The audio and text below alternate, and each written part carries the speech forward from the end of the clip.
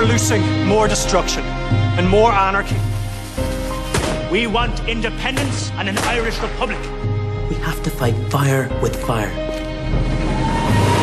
Ultimately, all government is based on force. Hold your position!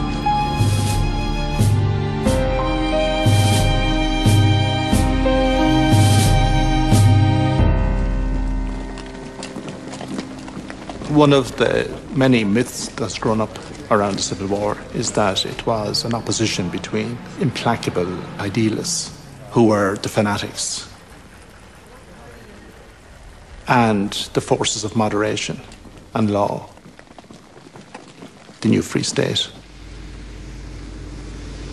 But what this kind of myth doesn't really allow for is that there's fanaticism on both sides.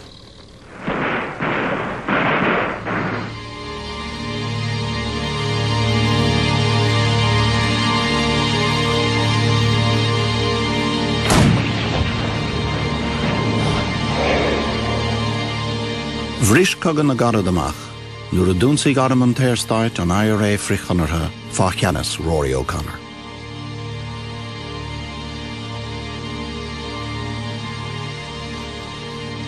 Mac le tailach man acmach rhaid híldara, rugah O'Connor in 1880.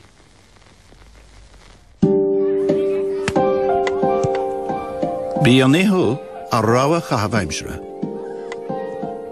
Ní nach húna má hasan buchilóg amach an tlua.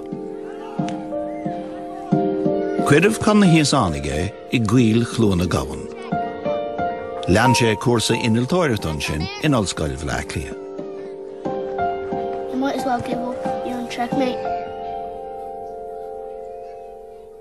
Den anna leanta ba Rory agus sa chéim sin yen sé stadéir metaphysic, logic agus physic trílach. Agus fuair sé céim iniltóireachtain son I nédig sa héindig. Haspáin sé luacha cimeadacha ar an Ollscoil ba home rule.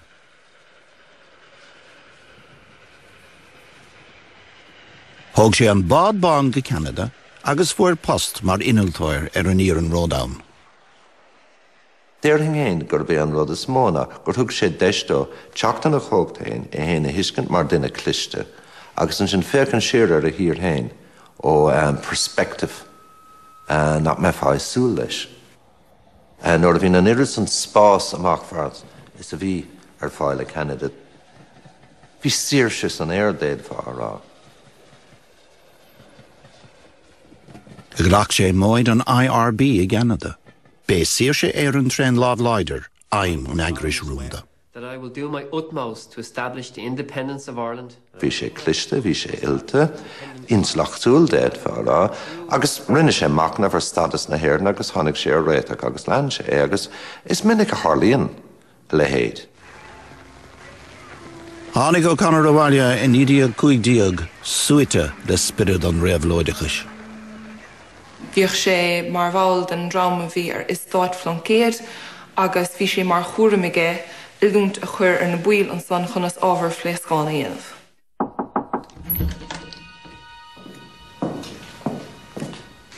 Éirí amach an IRB á Flann-Eilecha. Thug O'Connor agus Joseph Plunkett le fios go dángad ar chápéis scete. What do you think? Ordathe an Gasláán chun ceannasaíocht na glúiseachta a go bhfail. Hachtach héad an tairí amach sa gléamháin. Ní fios an cápéis bréagach nó an álaigh go raibh cápéis ann agus gur chuiread ar leis.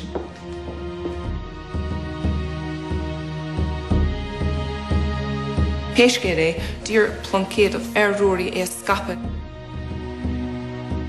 Fáil siomh in New Ireland íireachta bhí ann chun Owen MacNé le thuairt ar Bordlo. Dairiad amach ar an luan Rory O'Connor san Uair Garda.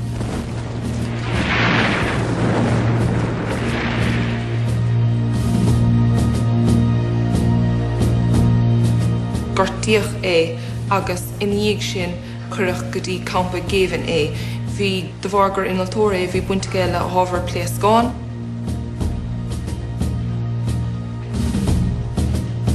Básia bh bhuan cara Joseph Plunkett I dacha le cehar diogele. Bhí Rory O'Connor ortha son a ghlacáit na martíreach sa cheannasaíocht nua. Bhí sin a raibh lódaí agus ina phoblachtánaach agus dúirt Vladimir Ilyich Ulyanov a thugann an saoil Lenin buíochas le diaid an man acma mar a ciad ní bheith raibh lódathe chuing. Seolamh O'Connor go Sassanach an campaign an IRA a bhanistú hawl. Níos déanaí, de bhínig General Richard Mulcahy, Roll O'Connor. Rory O'Connor was appointed Director of Engineering and remained in that position. Yes, as well as taking on the job of OC Britain when we began to do active work in Britain.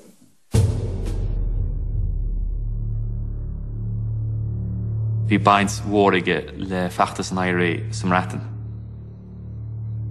Cabhrú le poblatánaí éiliú machs príosún samratan. Gunnaí a aimsiú agus a smógaláil go héireann ionsaithe díaltais. Dra nachtar smó a bhí ná an tonsaí a rinneú na dogannaí a learfuil.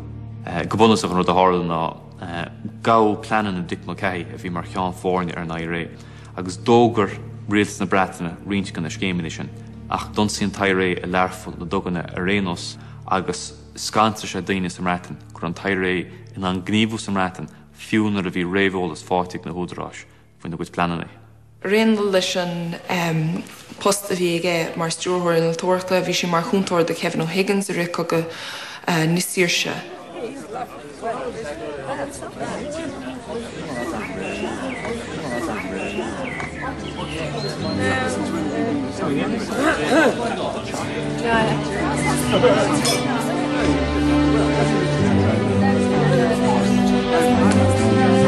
Bé O'Connor rawa Kevin O'Higgins, mar iné fér lenachas lá fósta, le lingan tosacogig nídiach feheheam. Bhí ardmheas Kevin O'Higgins agus líriach sa nuair a dheir sé Rory seasamh leis ar lá a bhainise. See that? It's pure gold. Feel the weight of it. And it's for you. What?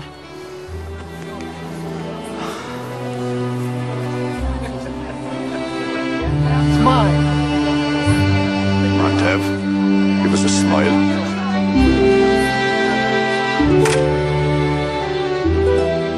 As an man achmad o Kevin O'Higgins agus Rory O'Connor. Agus bhí baúil na chéile bhíidir bhirt as an man achma ina réamhlódathe son na hhéireann ard nósach ar an mealach sin.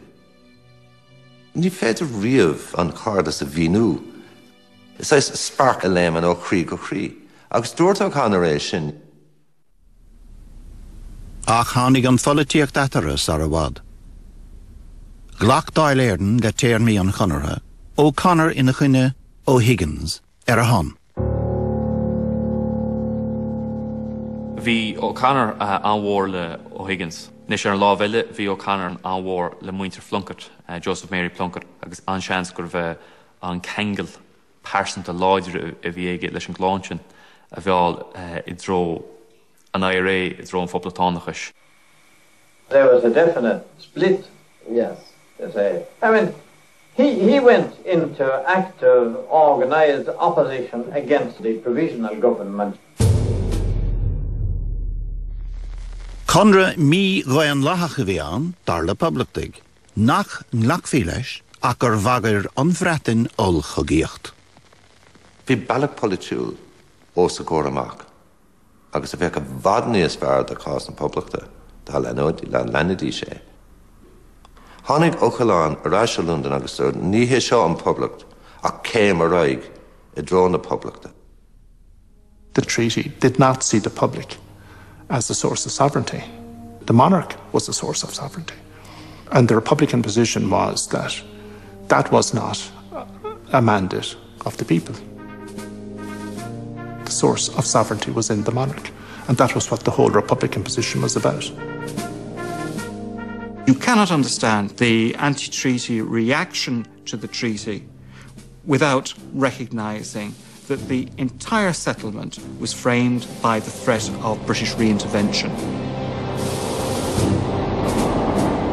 One can see how, in the eyes of opponents of the treaty, that was signing the treaty with a gun to your head.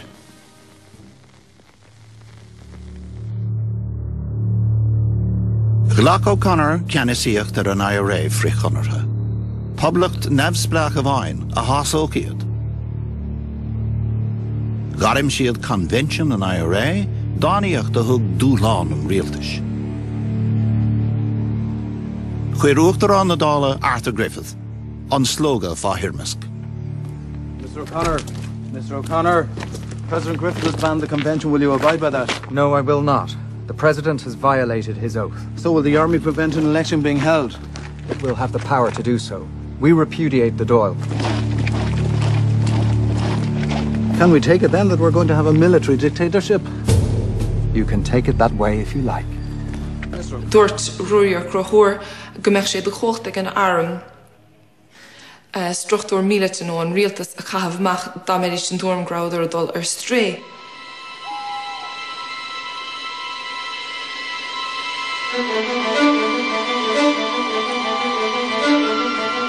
I giún trí seachtaí bhí seileadh glacha ar na ceithre chuairt ag IRA O'Connor. Is tuaim hen gur botúnál mhór a bhí ann. Sais a immert ar an GPO. Ach ní dóilim gur creditor go dúgach an rialtas an Saoirsteid fáha fuaithe. Don't come back! Is tuaim gur ceapta go ruta na gimmert póca.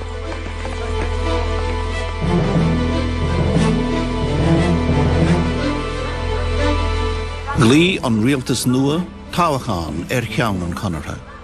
Cuir éman de bhléire an cás in na chuine. Michael Collins an cás ar a hon. Le mór of glán hánig an pobl an nuas ar heamh an rialtas ar heamh an Conartha. I think one of the self-images of the new state was that they were acting in the name of the people and that they were representing the people. The narrow treaty vote was part one of that, and the more substantial vote in the general election in June. But what is often overlooked is that it wasn't really an even-handed contest, because one side had the monopoly of public opinion in that they controlled the press, in effect. They controlled the church, in effect. There was a consensus behind a new free state.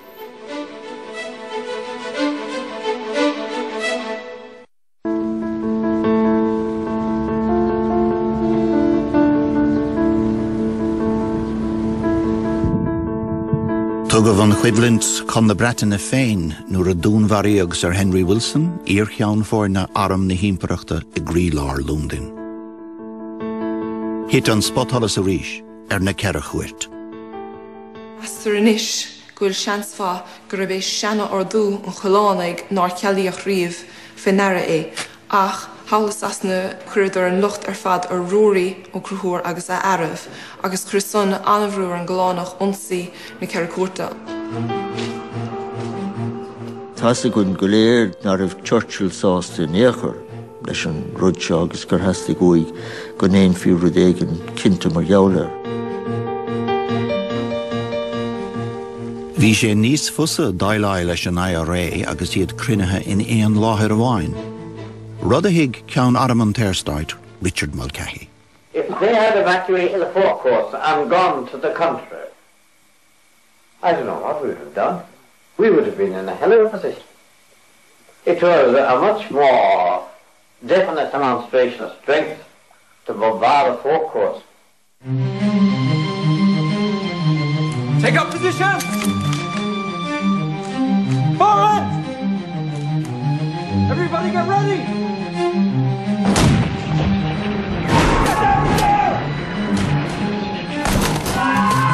Hold your position!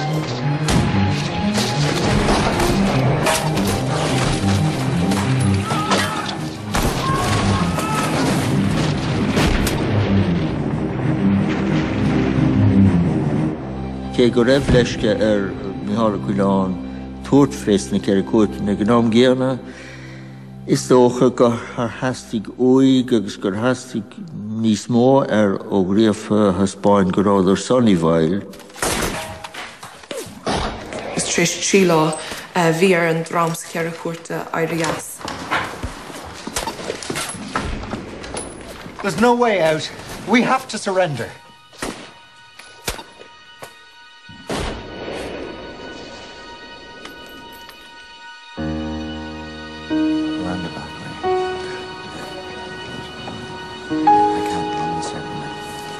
Salar cuireadh an garastún géalte don brísún, dúiltigh O'Connor deis éalathe. Cha O'Connor an chéad chuig bhí eile I muoin seo. Leithigh cogadh na garad ó dheas, guibh mharafach idir an dátheamh. Mí lúnasa lámhachad Michael Collins in íorthar chorcaí. Collins' death changes the whole character of the war. It polarizes opinion. Bé an tachtam hábhailteacht feibli molta ag an tara cosanta Richard Mulcahy, as ragra an rialtais.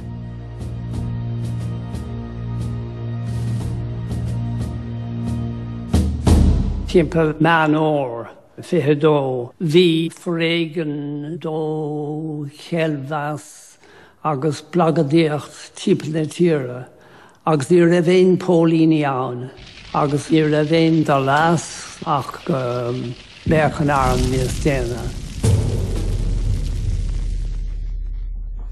I put that to the government and I said, you have to give the army power of life and death to military courts.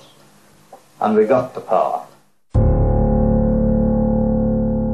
Ghairfaí aine a ghaufaí faoi arm chun báis. Tá ragar an IRA le ordú an Orlin a deisig Liam Lynch.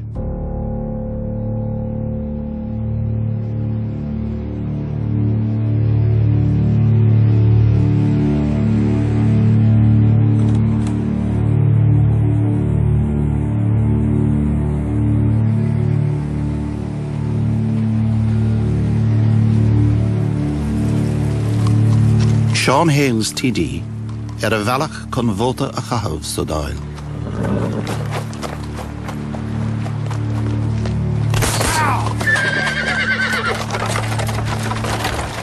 The shooting of Hales is the decisive moment in the Civil War. If that policy is brutally followed through, there's the possibility that the Treaty 8 regime will collapse. And that's what the military fear.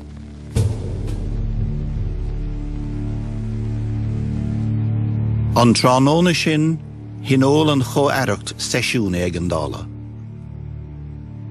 Bhil an tara cosanta Richard Mulcahy go másó faoi ceathrar príosúnach poblachtach mar chosc. Níor creid sé go raibh na bású glíthach ach creid sé agus creid an cóir le millite go raibh sé riachtanach an réalta sealadach chosant. Rownniadar ceathrar ardcheanara IRA don Mású. Rory O'Connor in a mask. Bhí díaltas uatha, agus is ú fás gan rud é rá, bhí díaltas uatha. Agus hastig uatha stoppachar leis an círéib seo a bhí bagartha ag na Poblatánaigh ach teachtaí dála a bharú. Ina níiad ag éon rialtas ghlacha lei sin. Richard Mulcahy. It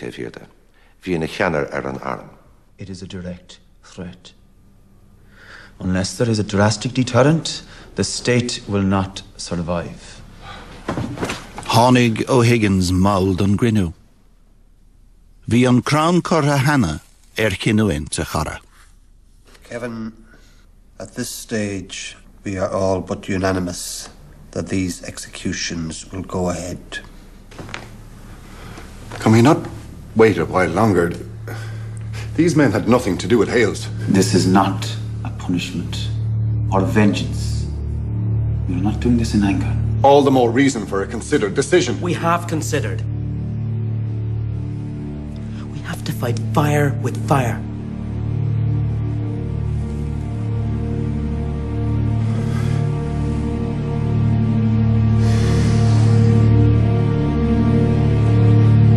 When?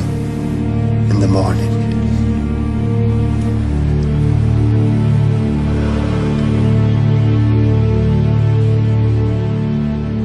The whole cabinet did it in the end.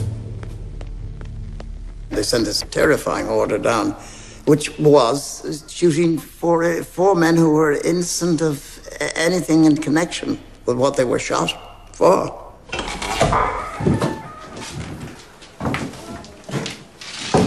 Imagine an tachtú lá nolog nídiúg fihidó, dú sítar Rory O'Connor in a killing. Mr. O'Connor? Wake up, Mr. O'Connor. Lehannig an ráfla go raibh príosúnig an IRA le coran cúan amach. Rory thought that he was going to be sent to the Seychelles or somewhere like that. He had no idea he was being executed. And Rory had got a present from Kevin O'Higgins of golden sovereigns, and he had kept them. Fáchin an taris, fuálag na buin adigid isteach na Chris. Try that. He was buried then with Kevin O'Higgins' sovereigns.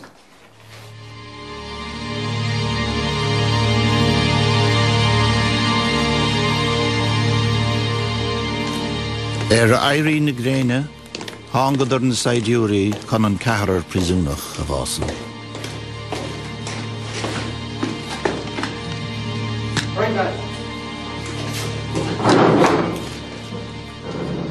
You are loosing more destruction and more anarchy than Rory O'Connor ever loosed from within the four courts. Bhí sé ina chiar húthal sa dáil, cahal ó Shannon lucht aibre I lár an You have achrin. no more right. You have no more authority to do what you did this morning than those men yesterday evening had to do what they did with Sean Hales.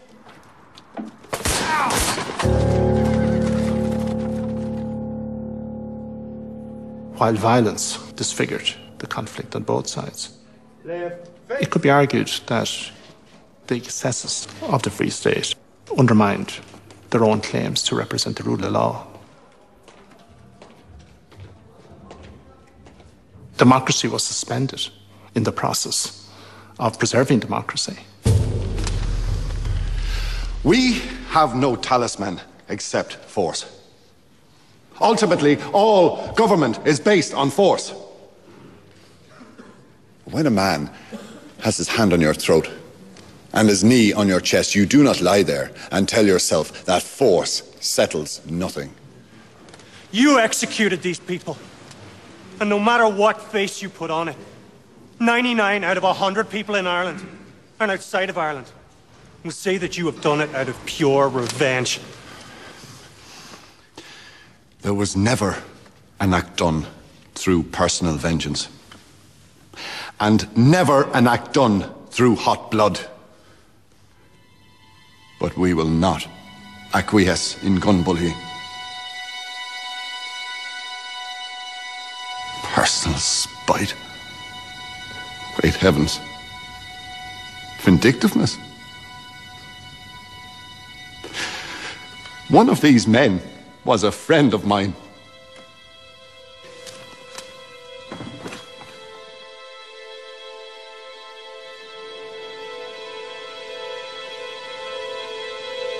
Those men, that cabinet, were prepared to execute their best friends in order to protect, as they thought, the country.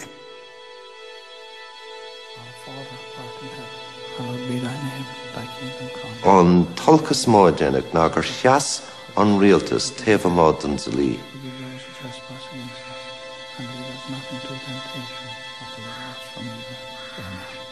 Ní chun an pobl a chosint a chun an stát a chosint a básaíoch an ceathrar sin.